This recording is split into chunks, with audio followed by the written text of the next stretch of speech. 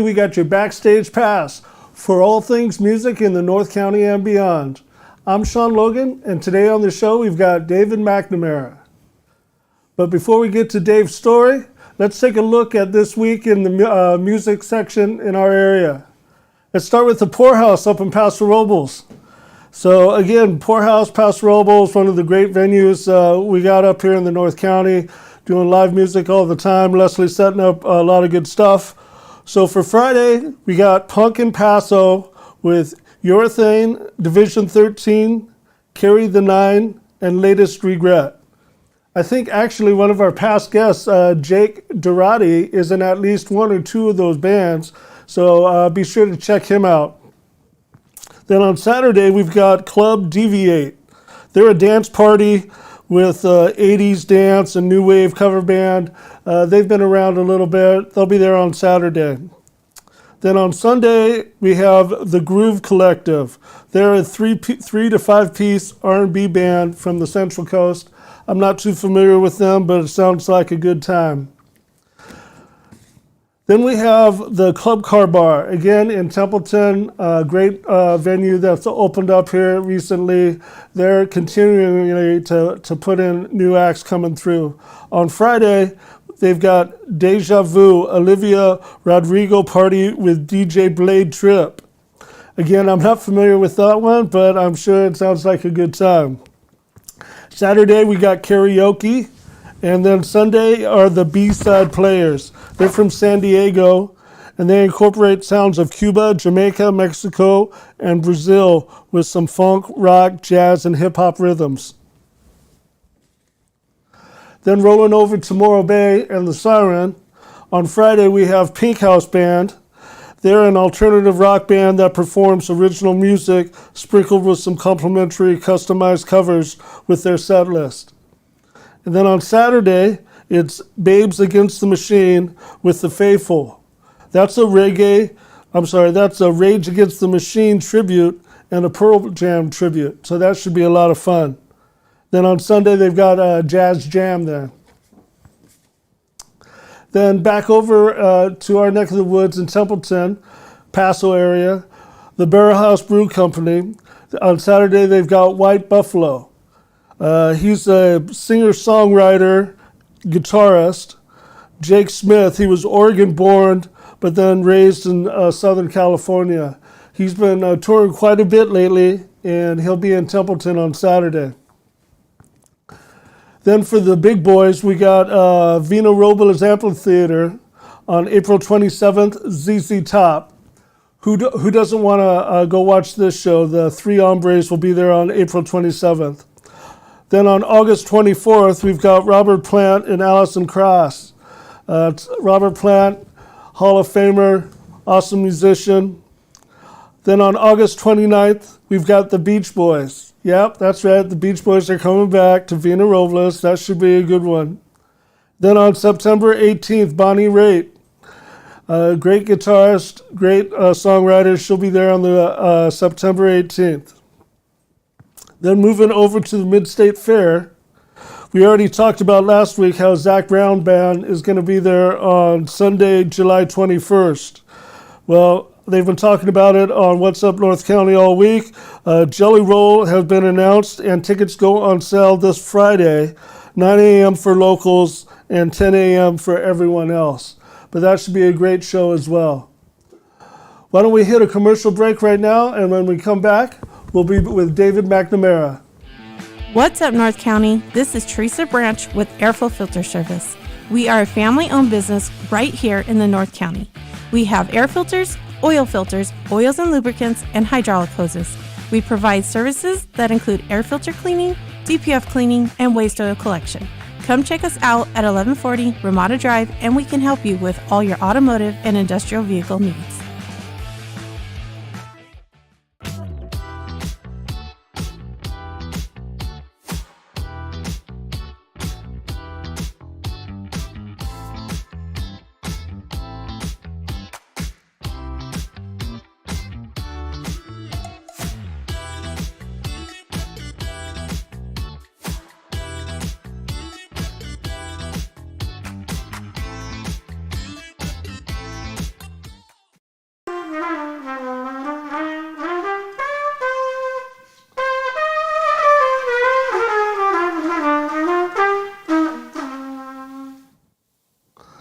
Dave, thanks for coming in. Hey, Sean, how are you? Great, man. Thanks for coming in. Thanks for bringing the trumpet today, too. Oh, it's a pleasure. It's a pleasure to be here. It's quite an honor, actually, to come and hang out with you. Yeah, it's going to be fun. I know you've been in this area a long time, and you've been dealing with music a long time. Why don't you tell us exactly how you got your start with music? Well, I like to say that I started with music before I was born. My mom was a classical piano player, classically trained. She went to the University of Minnesota, was an organ and piano player, specialized in gospel music and that kind of training. Of course, did some other community things too. She, as a college kid, she traveled with a group of 6 girls named Shirley that sang all over the United States, and they cut a few records back in the late 40s, early 50s, Nice. late 40s. She started having kids in 1950. So Mom had that musical talent that she brought to the household. So she was, from the time, as far as I can remember, from the time I was born, before I was born, Mom was already playing in public, playing for churches and schools and weddings and funerals and all the things that pre-canned music. They had communities that would have piano players play or bands or whatever. And so she did a lot of music, and of course piano lessons were big back then, organ lessons and piano lessons. So we had 45 people coming through our house every week taking lessons at my mom's studio. So between the students playing or taking lessons, Mom would have dinner on the table or dinner being cooked. And I had 3 older sisters, so between the 3 girls and my mom, usually dinner wasn't too burnt, but something was always going on. There was usually somebody taking lessons until 6:30, 7 o'clock at our house every night for as long as I can remember. And then, of course, Mom accompanied church choirs and the high school choir in Atascadero. She was the accompanist for the Atascadero High School for many years from the 1960s into the 1970s. So I was born in Atascadero, so I've been here a long time, my entire life. I'm having a birthday in April. It'll be a rather large number. So, So would you say, was the piano the first instrument you started learning then from Mom, or how did that start? Interestingly enough, I didn't take my first piano lessons from my mom. I took lessons from a lady that owned a house on Monterey Road in Atascadero. And she got married and moved, and my family bought her house, which included the grand piano and her whole roster of students. So my mom ended up getting her grand piano and all the students that Mrs. Kiddo was her name, used to teach lessons. And once Mom started teaching lessons, I wasn't a very good piano student, especially from my mom, and my mom didn't want to force me to play. So I always liked Louis Armstrong and Herb Alpert and the Tijuana Brass and Al Hurt, all the famous trumpet players. I think the iconic trumpet player that really took me over the edge was Herb Alpert and the Tijuana Brass. So that was really what turned me on to music and the trumpet. I just loved the trumpet. Herb Alpert was at the Performing Arts Center in San Luis Obispo 2 weeks ago, and that was my Christmas present from my daughters. They gave me tickets to see Herb Alpert, and the last time I had seen him was 50 years ago up in San Francisco in the Bay Area. So it was really quite a treat to go see somebody that I idolized and tried to emulate. And it was great to see him still playing trumpet at 88 years old. Wow. So at what age were you when you started, you got the trumpet and kind of realized that's where you wanted to go? I believe that I got my trumpet in 4th grade, so that makes you about 8 or 9 years old. So I was about 9 years old when I got my first trumpet. And at that point, were you basically learning from the temple or from the school, or were you getting lessons from Mom still? Or no, I kind of hung up the piano lessons a few times. I tried. That was kind of on again, off again. I'd tell Mom I wanted to learn to play the piano, and I'd play take lessons and get a little frustrated, but then I'd quit, and she wouldn't push me. She didn't like yelling at me, "Did you practice?" and all that stuff. So even the teacher has to hassle their kids sometime to practice your lessons and whatnot. I didn't take private lessons on trumpet until I was probably 6th or 7th grade, and took private lessons for maybe 2 or 3 years from a lady in San Luis Obispo. Okay. Which is unusual. There's not very many lady trumpet players out there, or wasn't at that time. So she was the music teacher at Laguna Junior High School. Her name was Elizabeth Smith, and she played with the San Luis Symphony and several other places. She was pretty well known down in the San Luis Obispo music scene. But I didn't take a lot of piano lessons from Mom. It was on again, off again. The trumpet was my own thing. My brother played trombone, and I thought that was pretty cool. But I just loved the sound of the trumpet. Do you play any other instruments then? So, in about 1980-81, we opened a music store in Atascadero. It was called Musicians Emporium. And then we ended up buying an instrument repair shop called Brasswood. So we owned Brasswood Instrument Repair Shop and Musicians Emporium. And in the course of having that music store and repairing instruments, of course, I had to learn how to play all the other instruments that I repaired. So I could play flute, clarinet, saxophone, a few notes on an oboe just to make sure it worked properly. I could play a little guitar, a little bass. I don't play the trombone and I don't play the piano, the two instruments that were predominant in my household when I was a kid. So I could play them to make sure that they worked well enough. I did take a course in piano tuning. I have tuned a few pianos. So that's been something that I kind of felt like I was the music man from the show The Music Man, Howard Hill teaching kids to play music and, that sort of thing when I had the music store. So, back to the beginning, back in high school and even out of high school, did you get in any bands and play trumpet in bands back then? Or? So because of Mom was a piano player and she played in churches, and so my exposure to music at that time was gospel music, and so I didn't make much in the way of trumpet music that you could buy sheet music for back then, trumpet and piano. So my mom would play something in a key that would complement the trumpet and make it a little easier for me so she and I would play duets a lot. And then we played at different places. I think my first public place that I played, there was an assemblyman from the state capitol that was doing a dedication at their flag raising ceremony, and I think I played. I didn't play taps, but I played Reveille, or something like that. One of those more upbeat tempo things as they were raising the flag, So, and that was my first appearance in a newspaper, and I was probably 10 years old, Nice. Nice. And I don't know, I probably played da da da da da da da da da da or something like that, or da da da da da da da da da da da da da da. So I think that's probably what I played, So I have played so that was my start in playing. Those are kind of bugle calls, and you hear them on movies that have. Like the cavalry charging or something like that, Sure. And so there's a whole bunch of those trumpet or bugle calls that are pretty simple.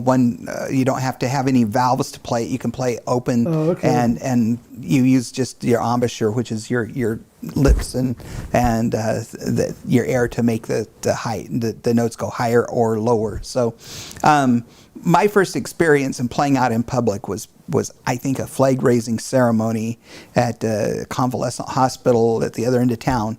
And I don't remember his name. He was an assemblyman, and there was a newspaper article that was in one of my mom's scrapbooks somewhere, and I remember doing that. And since then, I've played a whole bunch of taps for military for military veterans that have been deceased. So I've played at a lot of cemeteries and things like that for voluntary things like that. Well, as a trumpet player, you get called on to do that sort of thing, or sometimes I've accompanied choirs, or I've played in orchestras, large orchestras, with community theater. But back to my start of playing trumpet, it's just a love of Herb Alpert, Louis Armstrong, and Al Hurt. Those are the three guys that just really did it for me. As a guitar player, you may have like Jimi Hendrix or somebody that you really was liked. There was just something that I was drawn to about that trumpet, that kind of that sweet brassy sound. And I'm not like I'm not a real Miles Davis fan. Some people, have to jazz purists go, oh well, Miles Davis kind of set the tone for jazz playing.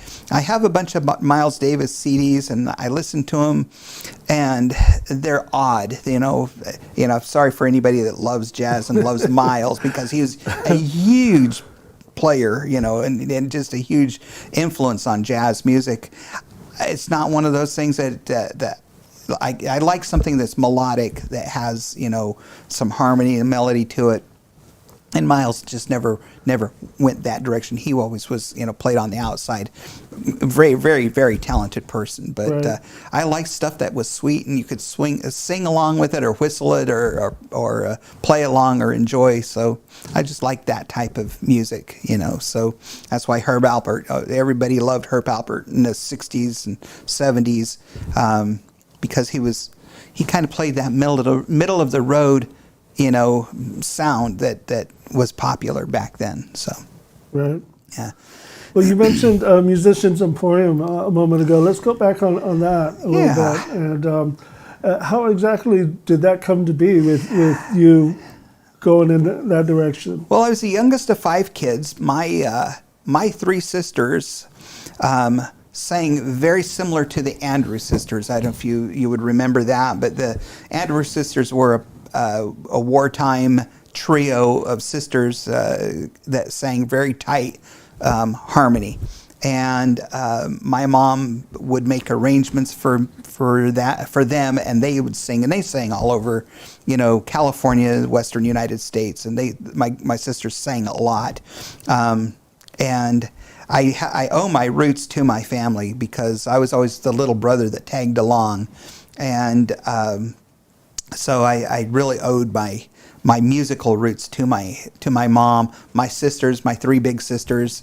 It was pretty cool, because I was their spoiled brat little brother that got to hang out with them, and I just loved the music that they made in our house, and so we coupling all of that, there was just music in our house. Mom was teaching piano lessons or practicing for some performance or some choir or something, and if she wasn't doing something for the choirs or that sort of thing, she was arranging music for my 3 sisters. And my 3 sisters, one would wash the dishes, one would rinse the dishes, and the other one would dry the dishes, and so the 3 of them would sit and do dishes, singing in this really cool 3-part harmony. And if they heard a song on the radio, all of a sudden they're singing that song in their 3-part harmony, and that was just a natural thing for them to do.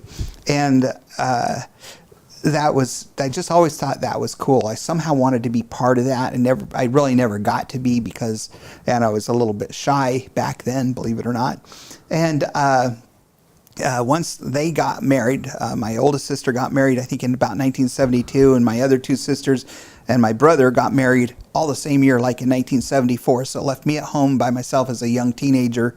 And Mom and I always talked about opening a music store. There was an old music store in San Luis Obispo, somewhere I believe on Marsh, and it was called Brown's Music, run by a man named Gil Brown. And he was older gentleman, and he always was telling my mom, "You ought to buy this music store from me." And we always talked about that. And it just never seemed plausible for us to drive to San Luis Obispo from Atascadero, especially it just never seemed plausible to run a business and live in Atascadero and run it out of San. And it sounds funny nowadays, but going over the grade in the cars that we had back then, not like they were jalopies or anything, but it was always just a trek to go to San Luis Obispo. It was just a thing. The grade was a little bit different than it is now. It wasn't as wide. It was a little more treacherous. My mom didn't drive very well. She wore thick glasses, so riding with her was kind of like, Mr. Magoo. And if you didn't have religion when you got in the car, you'd have religion when you got out of the car. It wasn't quite that bad, but Mom didn't like driving over the Cuesta grade, and she white-knuckled it whenever she did. So she and I always talked about having a music store. And my folks divorced in 1980, I believe, and that was the year I got married. And we both kind of were heading in a different direction, and we said, why don't we open a music store? My mom approached me about it, and I thought that was a grand idea. I was tired of working in construction and all of that, and I thought, well, this would be fun. And we did that for 15 years. And in that, while we had that music store, we opened a school of music. We had 5 studios where we gave guitar lessons. We had different teachers that rented a room from us that we each of them we had guitar lessons. Did you take guitar lessons at the store back then? No. That's where I met you. You were a teenager. I was a teenager. I bought my first guitar and my first amp from you at that store in Atascadero. What year do you think that was? That was probably 87. Okay. It was I remember it was a Westone ST, I think. Mm-hmm. And what color was it? Black. Oh yeah, that was I remember that guitar. It's a very nice guitar. And I got a 10-watt Crate G10, which I still have to this day. And then that was, I think, at the beginning of summer. By the time school started, I was in high school band. And a couple months after that, we went in and bought our first PA system from you. Right. Which I still have today, and believe it or not, that's the PA that we use at practice when we practice. Oh, really? Yeah. So, the Crate brand, they seemed like they were pretty bulletproof, So they were made in America, and they were great things. But it was kind of interesting because of that. I was always trying to look for business and do different things. I had this idea that I was going to start a symphony in the North County. I already played there was a theater group in Paso Robles called Pioneer Players, and they would do one live musical a year and then one other non-musical, and I played for the orchestra. I served on the board there. My daughter Lacey was one of the youngest board members ever to be on the board. She's a musician and an actress, and so to this day, she's still a musician and an actress. She does that for a living. And but we were involved with Pioneer Players, which was a community theater group, actually one of the oldest community theater groups in the state. And so I played in that orchestra with about 20 other people. There was violins, we had strings and cello, viola, and 2 or 3 trumpet players, 2 or 3 trombone players, and usually a percussionist. Yeah, it was. So you had a full orchestra pit full of musicians, and the shows were actually very good. Some of the actors were B-movie actors from Hollywood that would live here. There's a rather famous fellow named King Vidor that helped start Pioneer Players. So I played in that orchestra, and I always thought, San Luis Obispo has the San Luis Obispo Symphony Orchestra. And I'm thinking, I have a music store. We should start a North County Symphony. And that didn't really take off like I thought it was going to. A man that worked for me at the music store for a little while, he was he'd come from Whittier Music School District, retired up here. His name was Charlie Piper. We became very good friends. He was a great musician, choir director, piano and organ player, equally as good as my mom, I would say. And we became friends. He started working at the shop. He was helping pick up and deliver musical instruments. And I thought, he was an old music director, so I thought he could direct this symphony that we were going to put together. He agreed, and our first rehearsal was at the junior high school band room at Atascadero. I knew the teacher, and I told him what I was trying to do. He said, "That's a great idea. I got permission from the school district to use the room to start this North County Symphony," and it ended up being about 8 or 10 people that brought their instruments out of mothballs that they'd played in college, and it was kind of a sad group at first, and we probably had 3 or 4 practices, and Charlie, I'm playing trumpet, and Charlie came to me and goes, "Dave, this is not a symphony. This is never going to be a symphony. What you have here is the beginning of a community band." And I think that's the direction you should go, is have a community band. We already had the music store, and I was doing the instrument repairs, and every time anybody came in the shop that played a band instrument or had played, high school or college, I'd say, "Hey, come join us and practice on Wednesday nights."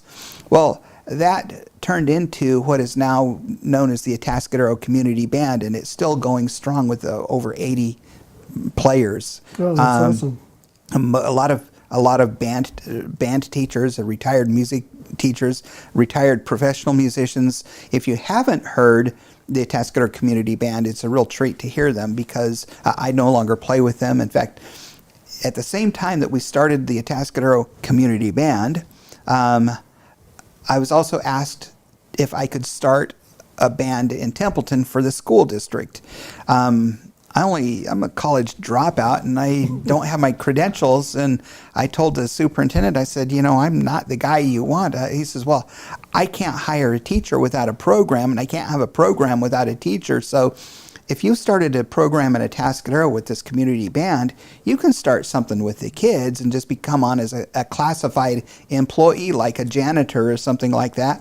I'll oversee it, so I'll be the credentialed teacher, and you can be the instructor."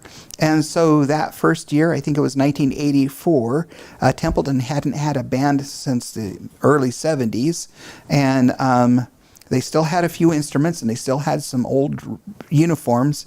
And the superintendent says, "My goal is to have the band march in the 4th of July parade in Templeton." So we started off, and we learned a few tunes. I had all these 6th, 7th, and 8th graders from Templeton, and our band room was the library at the high school.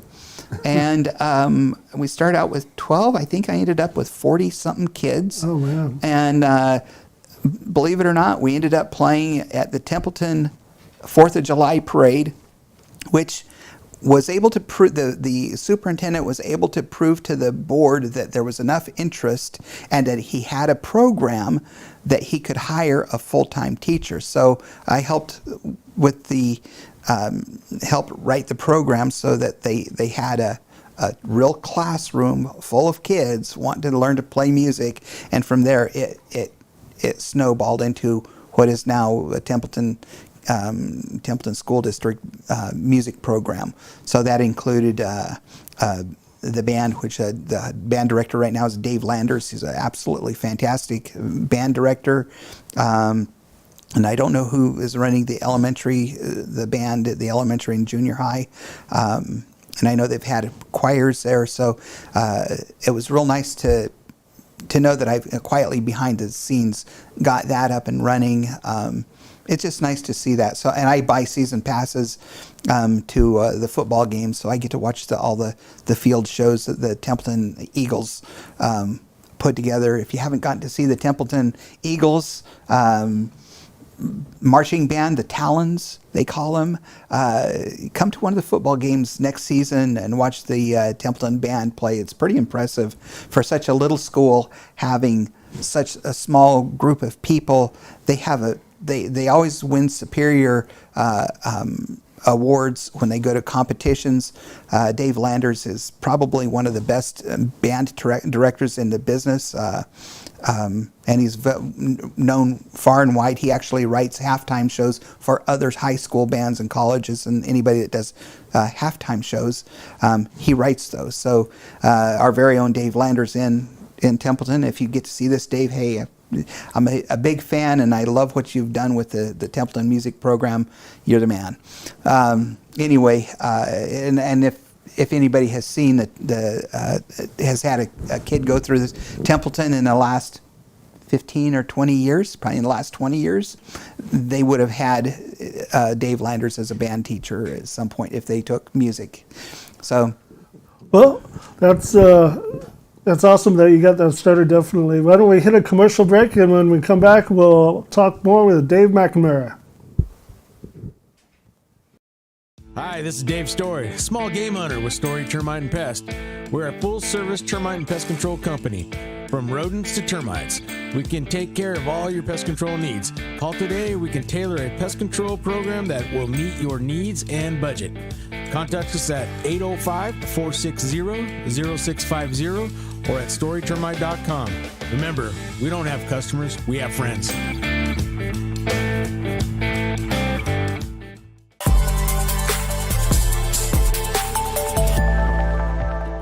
Hi, welcome to Kennedy Club Fitness, where we have something for everyone.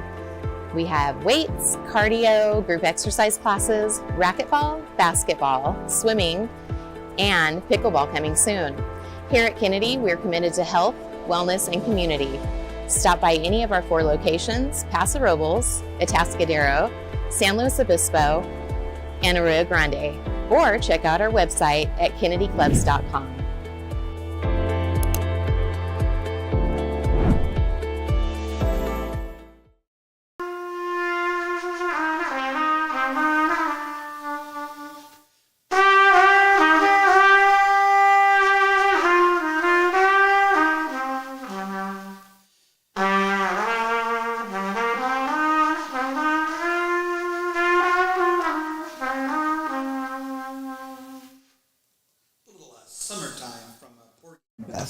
Sounding good, sounding good.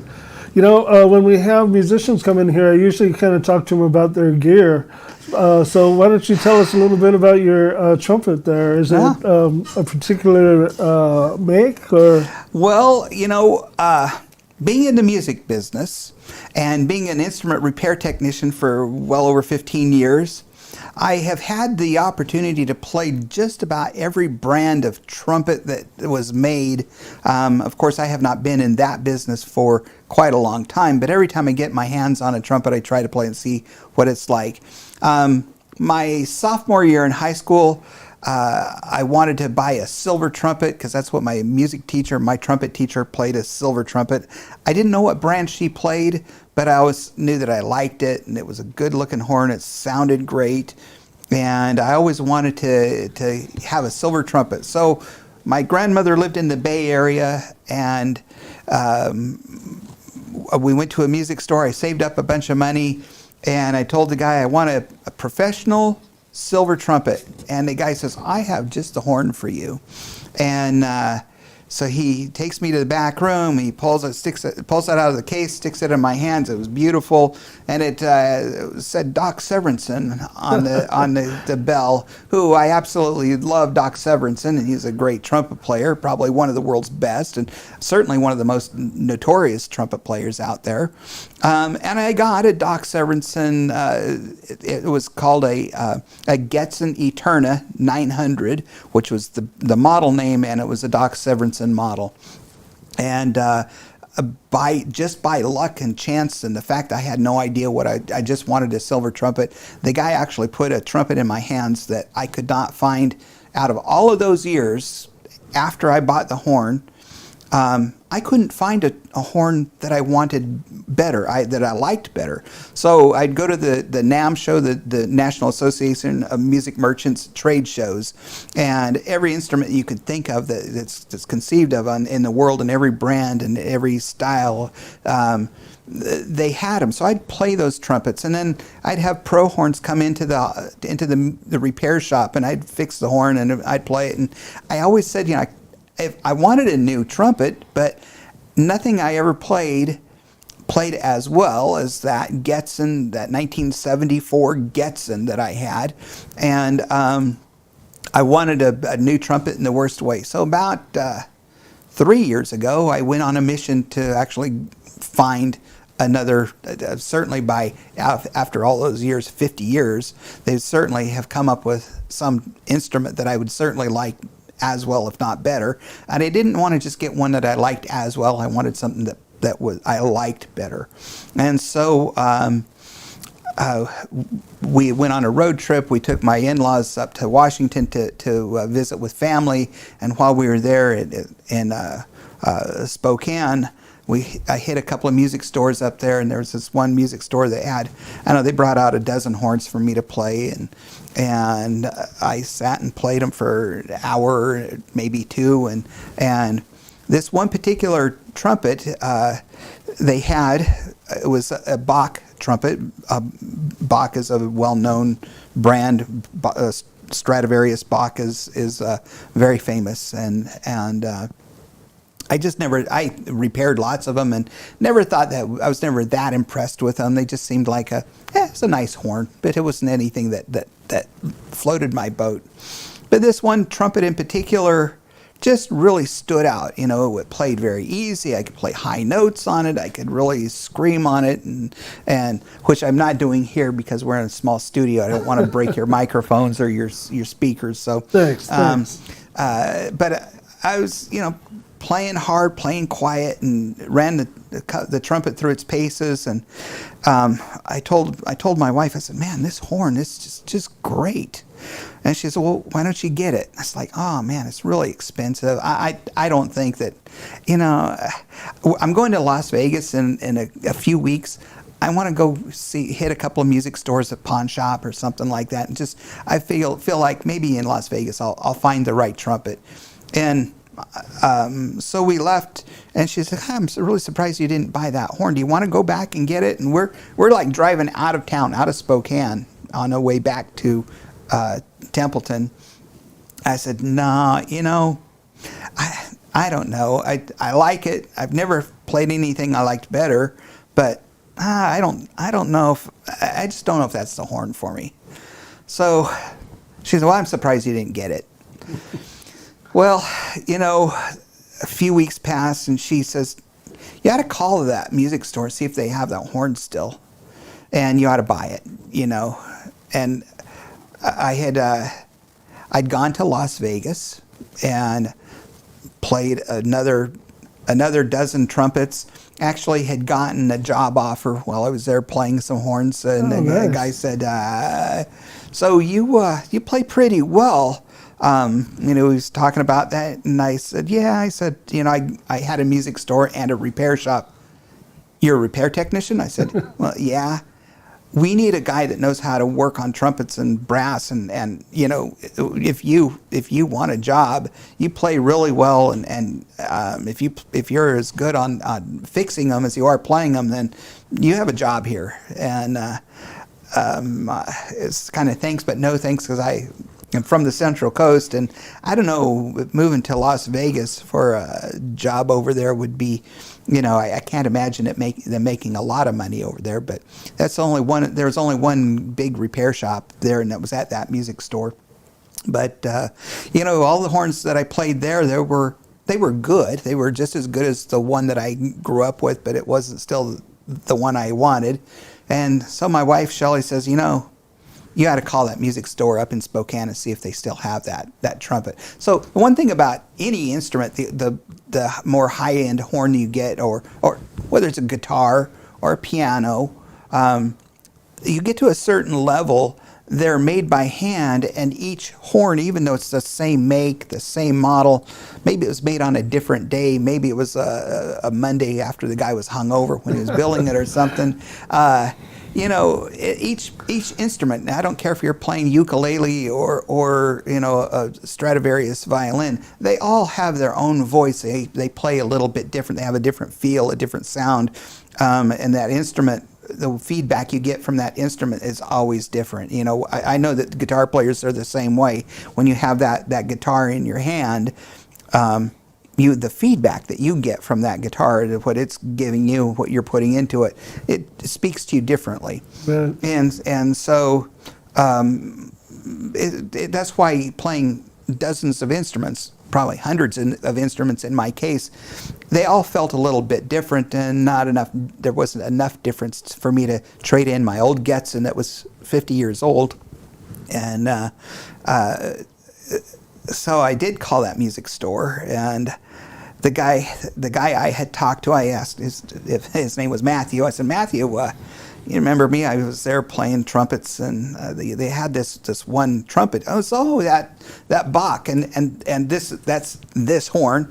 It was specifically it has a bright tone to it. It plays high, easy. They call it the company calls it their mariachi trumpet. It wasn't specifically built for that, but there's a lot of filigree, and it kind of has that Spanish flair to it, and kind of lends itself to that music. I called him, and the guy says, "Oh, you know, I had this father and son come in, and the kid wanted a trumpet, and he was looking at all of the ones that you were looking at, and you know, his dad bought him that horn because he really liked it." I said, "Well, okay, I guess it wasn't meant to be."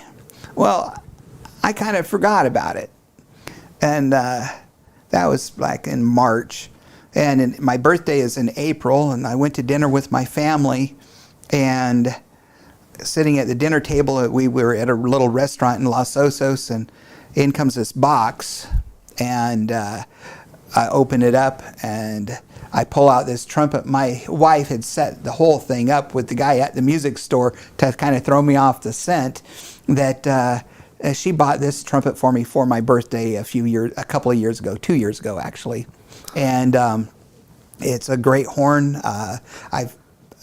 I wouldn't have guessed that I would have ended up with a Bach trumpet. Not that I had anything against the brand. It's a very well-known brand. The U.S. military buys Bach instruments.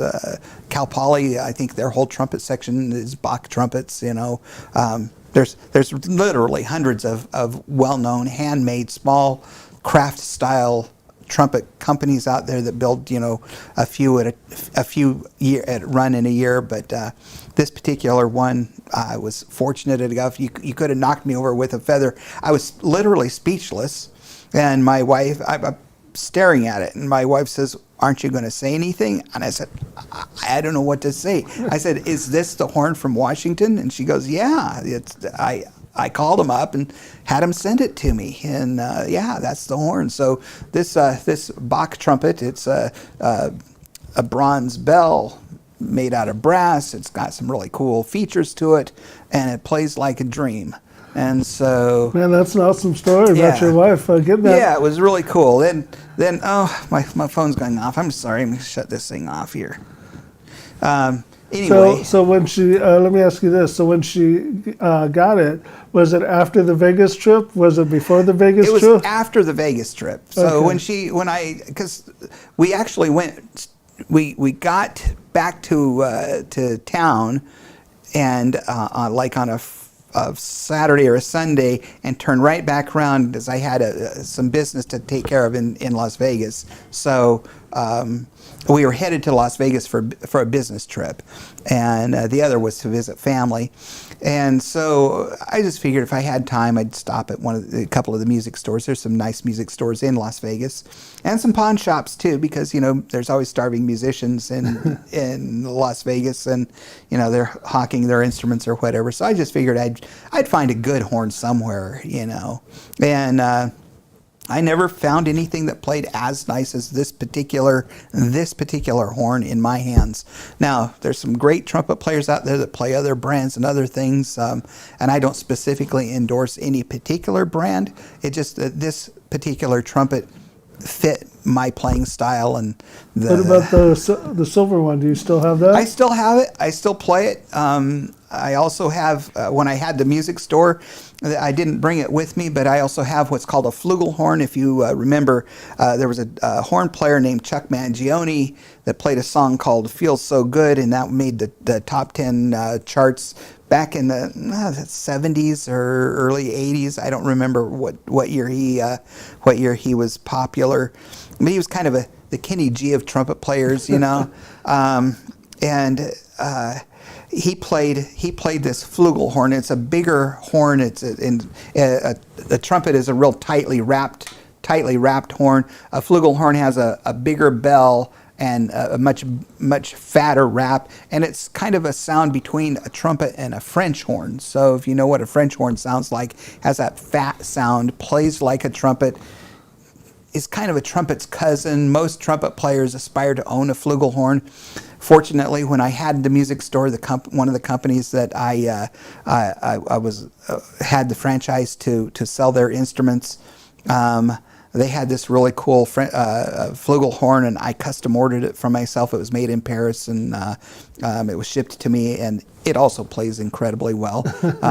That was one horn that I ordered. I liked it. I ordered it and got it without playing it. So the first time I played that particular flugelhorn was the day I received it shipped to me from Paris.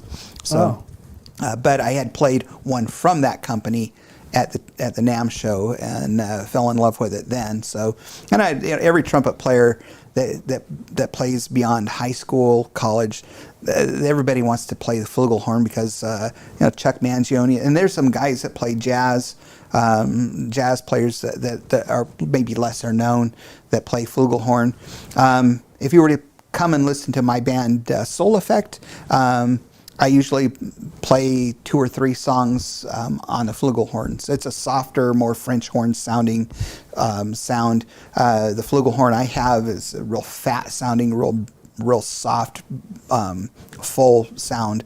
Trumpets have a tendency to be brassy and bright, and this flugelhorn's the same sound, same tuning, but the tone is much fatter and bigger and round, So anyway, I didn't bring that. That would have been a good example to hear the difference between the two of them.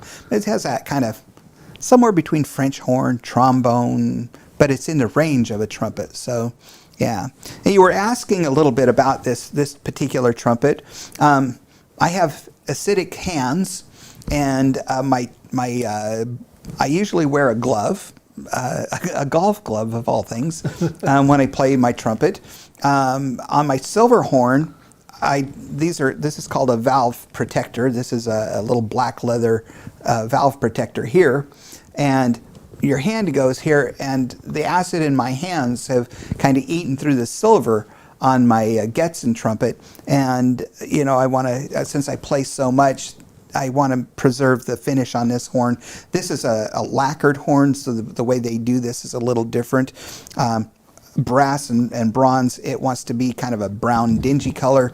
They buff it and polish it, degrease it, and they spray a clear lacquer, so it keeps the metal bright and shiny. Whereas on a silver trumpet, the silver is raw silver. It's a silver plate, and to keep it bright and shiny, you have to polish it, like polishing the silverware, right. So otherwise it gets tarnished and starts turning black. So anyway, I've always liked my trumpets and horns to look bright and clean and clear, and the acidic fingerprints kind of eat through that brass eventually. So I want to preserve it as long as I possibly can. That's kind of neat. The valve caps on this trumpet. There's a company called KGU, and that's this brass piece on my mouthpiece, and these finger buttons that have turquoise, inlaid turquoise. I ordered these from KGU. KGU is a Ukrainian company, and right before the war broke out in the Ukraine, I had ordered these from them, and I was emailing back and forth to them. There's one of the guys that works there, speaks English, and we were corresponding back and forth. And I got this. This is an optimizer for it adds mass to the trumpet, to the mouthpiece, so it takes all the vibration and focuses it through the horn. And the weight of these caps and the bottoms of the valve caps at the bottom, they're heavier, and it absorbs some of the vibration in the trumpet, so it allows more sound to come out of the end. Oh. So it's not a proven science. It's one of those things that could be pseudoscience, that you add these things to your horn and you think you feel better, you think it sounds better. If it works, who is going to argue about that? It was kind of cool, though. I sent some stuff back and forth, sent some recordings and some things like that, because they wanted to hear the horn, and I sent them a few things from Soleffect, our band that I play in. And just right after I got it, of course, the war broke out, and KGU makes musical instruments, and they also, I think, probably make some other things for their government now. So, because they have a machine shop, and I don't want to talk too much about that, but you know, they were good people, and they still make stuff for musical instruments. And what's really cool is they take older horns, older trumpets, and then they'll repurpose them. They'll customize it, and then customize it for anyone. It's kind of cool that if somebody maybe in Eastern Europe is not able to afford maybe a new Bach, they may find an older Bach and customize it and modernize it, and so that company's kind of cool. So I got all of this stuff from the company called KGU out of the Ukraine. Wow. And so they have a really cool catalog. If you ever go online, you can see they make some really cool valve buttons made out of, this one is, like I say, these valve buttons have turquoise in them. They have all kinds of different semi-precious stones and things. That part just makes it fancy, but the weight is kind of cool. It kind of adds a little bit more weight to the trumpet. Because I'm getting older, I don't like to have to hold a heavy trumpet. However, it absorbs more of the vibrations that come out of your embouchure, because all the sound comes from your lips vibrating. Like a reed instrument, you know, the trumpet doesn't have a reed. You have to use your embouchure to make that vibration. So that's the difference between, say, saxophone or clarinet versus a trumpet. You have to create the vibration with your lips, your embouchure, as it's called. And so the KGU equipment aftermarket add-ons say that they focus the sound out the bell of your trumpet a little bit better. I find that it's easier to hit notes. It's easier to center and hit the notes. So instead of cracking, you know, like some trumpet players will do, like I used to crack my notes. I still do, but I feel like that the instrument is a little more centered than it used to be. So even though it was a great horn to start with, I've kind of customized it to my own liking too. So, you know, that's a little bit about the trumpet. Way more probably technically than anybody's really wanting to know about trumpets. Well, let's talk about the band that you're in now, Soleffect. Tell us a little bit about it, but also tell us how you came to be in it. So, I make my living selling real estate. That's what I do for a living. However, if I could make my living playing music, if there was a way that I could do that full time and you know, pay the bills and all that, I would do that. That's pretty much my love. Although I really like the work that I do now, the vocation I'm in. I've been doing that for 29 years. I feel like I've made a difference with my clients and other people in the business, so that's been rewarding. But you know, you always want you always want that one thing you can't have, which was I had a music store for 15 years, and I played in that realm for about 15 years. So I feel like, you know, that itch was scratched a little bit. But the band that I'm in, the drummer, his name's Casey McGraw, and Casey was a freshman when I was a senior, and we were in band together. We were in marching band and, you know, band class together. I come to find out, I think in 6th grade, Casey and my wife, they were boyfriend and girlfriend for like a week or two, you know, in the 6th grade. So it's kind of a funny full circle story that we kind of chuckle about. Anyway, Casey had called me and asked me if I still played trumpet, and this was back in about 2009 or 10, and I said, yeah, not really. I got out of the music store, out of the music business, focused a lot on my real estate career. And, you know, I pulled a trumpet out for Christmas, and you know, my mom and I would play a few tunes together for fun, and you know, she was getting older, and I didn't have any outlet to play music because I just wasn't doing it. And he said, you know, I have this really good guitar player friend, and we'd like to just get together and have a glass of wine and maybe play a little music, and I'm thinking maybe we'd like to have a horn player and we could just jam, and have a keyboard player. So we kind of built this band,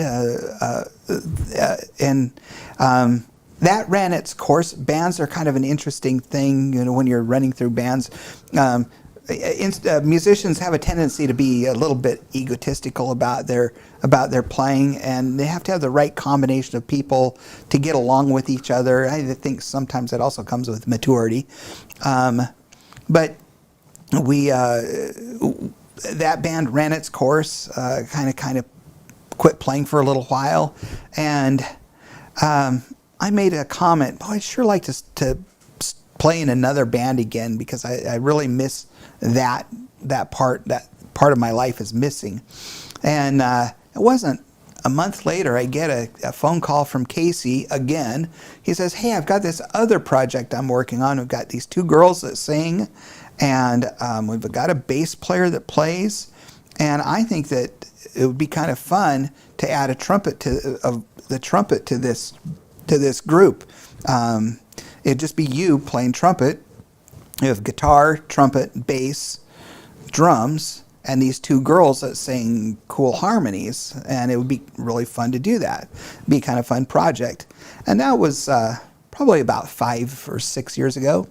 And the girls had already been singing together, Laura and Bethany. People wonder if they're sisters. They sing so well together. They're fun. They're entertaining. They always put together a little dance routine. You know, I can't emulate, you know, what they do, but it's entertaining, and they sing well. And then the back line, the trumpet, the guitar, the bass, the drums, we work well together. And the longer you play with anyone, the more intuitive that it is, and things really come together. So that started about 5 years ago was when we started playing out. And you can catch us at the Poorhouse, or a Cal Coast Brewery. I think we're playing at Mulligan's, which is down at Avila Beach, right. at the country club there.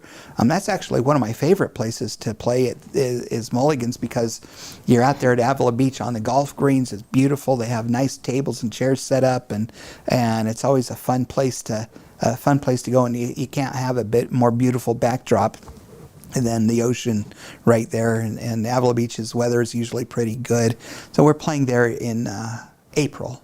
I think we have two different dates with them. Right now, we're trying to play no more than twice a month.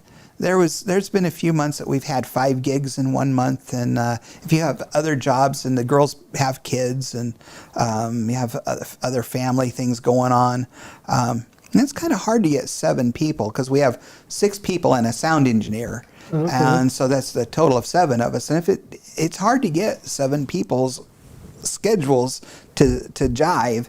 And, if you want to keep peace and harmony within your household, you kind of have to be around to fix dinner or spend some time with your significant other. So there's that. There's always people always saying, "Oh, you have to find that balance in life." And as a musician, I don't think we can ever find balance with work and family and the rest of life. I don't think you can ever find balance. I like to say that you just have to try to work towards harmony. So That's if you a good can way have to put that, some harmony, I don't think you'll ever find balance because when you don't have money, you need to work more, and when you're working more, and you have money, you don't have time to do stuff. So it's this weird circle of life that I think all of us are on that treadmill sometimes. And, there have been times that I've had plenty of time, but never had the money. If I have time, I don't have the money to do anything, right? So that's kind of that double-edged sword. And so, with the girls who still have kids at home, so and we all have spouses or significant others. So, playing 5 times, if you're playing out 5 times a week, you have to remember you're also rehearsing every week. Right. So we rehearsed either Tuesday nights. So last week we practiced last Tuesday, which fortunately it worked out that we didn't practice tonight. We're going to practice tomorrow night. So that all works out well. But we practice once a week, and then we have a gig, and if you have a gig, 5 gigs, that's been, I think, the most we've had, 5 or 6. That's a lot for a month. That's a lot in a month. That means you're playing at least once every weekend, and sometimes if you have a Saturday and a Sunday, or a Friday night and a Saturday night, that's a lot, you know. And I know that you play some pretty physical music, and I don't know about you, but I find myself, if I stand and play for 3 or 4 hours, I have sciatica. my arms are sore the next day. I kind of drag around because I feel like I probably should get in better shape. But that's playing music for 3 or 4 hours is 4 hours is a really long time for any gig. We try to play about 3 hours is a good amount of time, and I'm to the age where I don't want to stay out till 1 or 2 o'clock in the morning. So we, try to cut it off at about 10 o'clock is the latest. I love it when we play, 6 to 9. That's a really good time to play. Go ahead. So with the band, do you guys do originals too, or is it strictly covers? Well, we do some covers, which is everybody loves covers. We do some Beatles, we do some Amy Winehouse, Stevie Wonder. We have covers, and we try to go off the beaten path. Every band in town, up and down the state of California, plays Mustang Sally, for instance. I mean, every band plays it. So we try to take the path off of those worn, tired songs that everybody is, and they're favorites. I know that they are, but also they're somewhat easy to play. So we try to pick up cover tunes that are recognizable, that people recognize, that can dance to. I like to say we're a show band that also plays dance style music.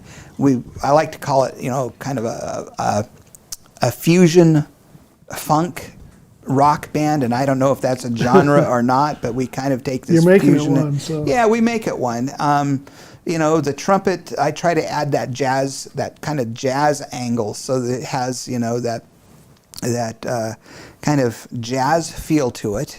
But then we have this rock and roll bass player. Our bass player, Brian Lindsay, is an incredible bass player. He plays every note in the piece, and then he plays like 4 or 5 notes in between all of those notes. So he jams that, and he's fun to watch. The girls are cute and they're pretty and they dance and they're really good, but everybody loves watching the bass player because Brian he's an incredible bass player, but he's also entertaining to watch. So, I have a tendency to just stand still, maybe a little robotic, so I'm probably not that fun to watch, but we do put on some entertainment. I consider myself, besides the trumpet playing, I add a little bit of levity to the band. So I'll crack jokes and embarrass the band members or poke fun at the audience a little bit here or there. But the originals that we play, I would say they're kind of not really a folk rock. They might lean a little bit island-ish, kind of a reggae. Some of the stuff has a reggae vibe to it. But we played this other song. We were working on a song we were writing. The girls are great lyricists, and they'll kind of come up with. I think that this is what the melody that we want to do. And so usually the bass and the guitar kind of put together, they work out bits and pieces, and one of the girls, if they've written a tune, they go, well, now this is how I kind of hear it, and I want it to go da da da da da with a stop here and play this and then slow down and speed up, and so that process is kind of an interesting, and I'm sure it's different for everyone, but we have about probably a good hour of original tunes. And what's really fun is now that we've had these original tunes, it's fun to watch the audience sing along with some of our songs, and they'll get up and start dancing to our originals, and that's really cool. It was something I always played, written orchestra music and band music and stuff that was on the page. I do play by ear, and all the music that I used to play with my mom and Christmas carols and stuff like that. You can, if you're playing solo or being accompanied with somebody, you can kind of get away with playing it by ear and not having to worry about all the notes on the page, and playing it exact. Somebody's not going to hold your feet to the fire. You don't have a conductor up there saying, oh, you played that wrong note, you need to do that over, Mm-hmm. So when you're playing solo stuff, you can play a little bit looser than you would if you were playing very structured music that's written, and everybody knows that orchestra score has got to be played this way or it's wrong, Are you guys planning on doing any recording of the originals? We have a few recordings. We've Gonna not put together a CD. Yeah, or I think we have the desire to do that. We've not really put anything together. We have some, if you go on Facebook or Soleffect.com, Soleffectmusic.com, or our Soleffect page, or you can find me, Dave McNamara, on Facebook. I post stuff, and you can find Soleffect through the link follow the links out of my Facebook page onto the Soleffect page. You might see some stuff. We usually, most of the stuff that we have posted is people have done with just cell phone cameras, and that doesn't lend itself to real professional recordings, and you're at the mercy of whatever's coming out of the speaker, how close the phone is to the source of the sound. So we don't have any really good studio recordings. We really do need to put something together, but it's with a working band, you go to rehearsal, you have gigs, it's kind of hard to, and we live in different places. So our drummer lives out at Lake Nacimiento. I live out by the wineries in Templeton, out 5-7 miles out from out Vineyard Drive. One of the singers, she lives in San Luis Obispo. Our guitar player, he lives in San Luis Obispo. So we're spread out, 50 miles from each other, 50 or 60 miles from each other. So whenever we get together, for rehearsal, everybody drives to one location. We practice in Atascadero most of the time. And then we've played as far north as Ragged Point. We've played that. That's a fun gig, but that usually ends up being a 9-hour day to play for, each of us get maybe $100 and a hot dog or something. So, they want you to play for 4 hours. And I love Ragged Point. It's one of my favorite places to play, but it's really a 9-hour day. And, so if Casey's driving from Lake Nacimiento, he's got to go all the way around out to Highway 46 and up Highway 1 to Ragged Point, which is on beyond Piedras Blancas up almost to Big Sur. So it's quite a jaunt up there if you've ever been to Ragged Point. It's a great place. They've got great food and they've got good entertainment. But we've played there twice, and it's not. We don't aspire to go there again unless something else changes. So. Right. And it's hard to make the venues. They're having to pay more in labor costs and things like that. So, that entertainment dollar is getting a little harder to come by. So to justify for these venues. So if there is a place like the Pour House or Cal Coast or one of the wineries that has live music, by all means, please go support those businesses, because they're really doing a service to the community by having live music, which at some point in time that may just completely go away because there won't be any place for us to play, and that'll be sad, because everything will be canned music and karaoke and Yeah, I can definitely even tell a difference just from COVID. Sure. When it was all done and everybody came back, not all the venues that had live music came back with live music. They just canceled it, Right. and it's getting worse and worse. But I think we're up against a commercial break. But you want to play us out to the commercial there? Sure.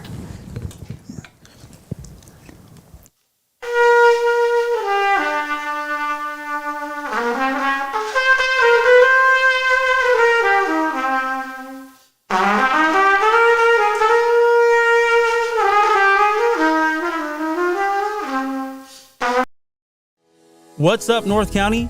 Nate Santos here, owner of Santos Bros Plumbing. You might recognize me with my dancing horses at local events such as the Atascadero Tamale Festival, Templeton 4th of July, and Paso Pioneer Day. I am now available for all your home plumbing service and repair needs, from minor drips and drops to emergency leaks and clogs. For the best plumbing service, call Santos Bros Plumbing, pipe wranglers to the rescue.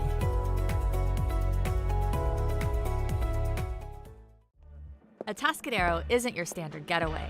We're unique, just like you.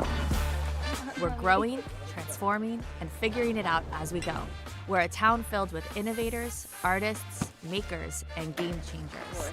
We're a little bit country, a little bit funky, and always authentic. We're here for your good times, your slow times, and your changing times. We're all in Atascadero.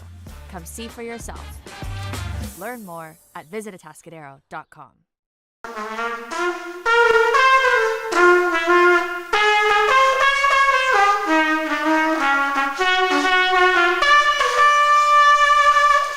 Here's a little herb album for you.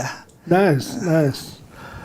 Well, Dave, thanks for coming in. I really enjoyed all the stories and some of the origins that I didn't know about before. But thanks for coming in. You're very welcome. You are very welcome. This has been a lot of fun. Of course, I've always been accused of talking too much, so this is actually a great outlet for me to blab and blab and blab. So Right. I appreciate you allowing me to share my story. Again, I wouldn't have at all been able to enjoy music without my mom. She's been gone now for about 3 years. My sisters, who are still with us, man, they sang like nobody's business. They were such great vocalists. And I was just fortunate enough to grow up in a household that had a lot of love for the music, and a lot of talent. And my daughter Lacey, who was born in 1985, so she's 38 years old. She and her partner Danielle, her wife, have a studio, a music school in Los Osos called Lyrics and Melodies. Lyrics and Melodies. Sorry, Lacey, if you're listening, and Danielle. They do voice lessons, piano lessons. They have guitar lessons. They have a studio with. They hire teachers to teach it there, and they also do. That's a group called Mini Melodies. So if you have a child, you want to like a baby, like Really? 6 months old, they give them rhythm instruments and teach them, like the Itsy Bitsy Spider. And there's some cool songs that they learn to sing. And it's probably not the Itsy Bitsy Spider. That's the one I remember, but they probably don't do that anymore.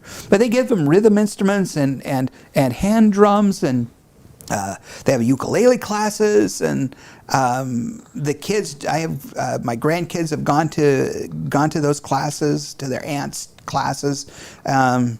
And they do many melodies in Los Osos, but they even come up here to Paso. I think they even are here in Templeton once in a while. So it's called Mini Melodies. Danielle Dutro McNamara and Lacey McNamara, they have this really cool class. Lacey has been an accompanist for the Great American Melodrama. She's a wonderful piano player, piano teacher. Danielle's got the voice of an angel. She's got this great soprano voice.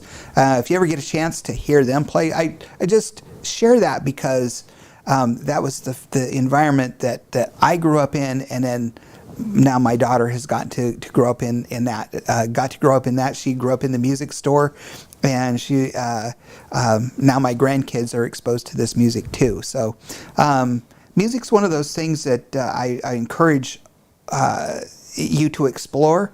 When I had the music store, I had a gentleman that was well into his 60s. He always wanted to learn to play the trombone, so he bought a trombone. He took trombone lessons, and he became a really fine musician at 60 plus years old. Some people say, oh, I'm too old to take piano lessons, or I'm too old to learn to play the guitar. That's not true. I think that, first of all, it's a challenge to our mind. It's a discipline that we have. We have some ear training. And you don't have to aspire to be, a grand, musician, a recording artist. I know that I'm not the world's greatest trumpet player, but I sure have fun doing it. It's my therapy. If somebody else gets something out of it, good for them. I don't want to embarrass myself. I don't want to embarrass my bandmates. I have a few times, but I want to encourage anyone that has the desire to become to play a musical instrument. By all means, contact somebody that that might play musical instruments, or the local school, the band teacher, or myself, or anyone that that might be a musician. Sean's a great guitar player. Fabulous guitar player. And contact one of us, and we could help point you in the right direction.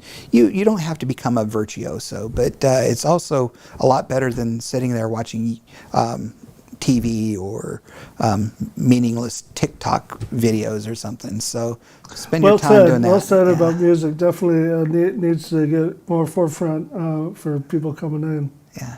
But thank you guys for hanging out with us tonight. We'd again like to thank David McNamara for coming in today. And we'd also like to thank our sponsors, which include Escalar Wines, Wine Travelers Hideaway, Kennedy Club Fitness, Visit Atascadero, 805 Customs, Airflow Filter Service, Pacific 805 Spas, Hanson Enterprises, Borhone Auto Center, Story Termite and Pest Control, and Santo Brothers Plumbing. Tune in next Tuesday at 6 p.m. and we'll have Michael Kinney. Thanks for coming in.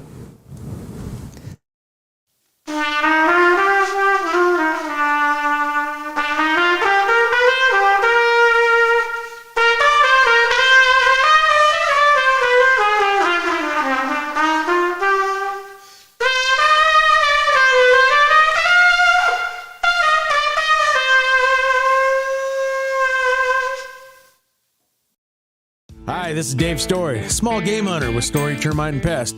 We're a full-service termite and pest control company.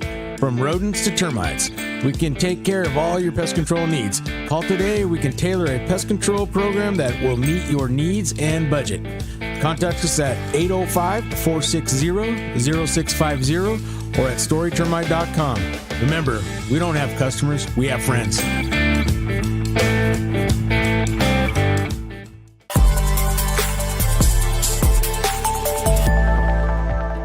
Hi, welcome to Kennedy Club Fitness, where we have something for everyone.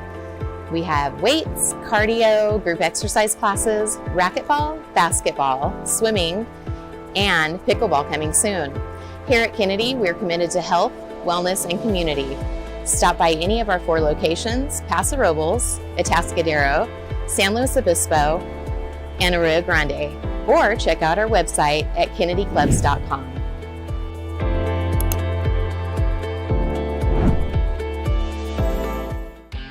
What's up, North County? This is Teresa Branch with Airflow Filter Service. We are a family-owned business right here in the North County. We have air filters, oils and lubricants, and hydraulic hoses. We provide services that include air filter cleaning, DPF cleaning, and waste oil collection. Come check us out at 1140 Ramada Drive, and we can help you with all your automotive and industrial vehicle needs.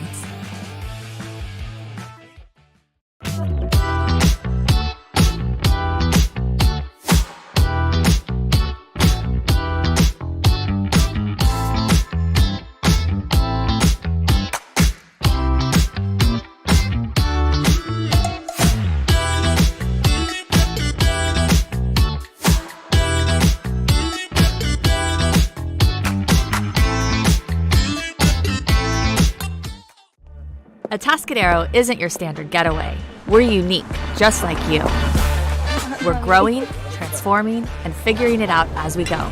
We're a town filled with innovators, artists, makers, and game changers. We're a little bit country, a little bit funky, and always authentic.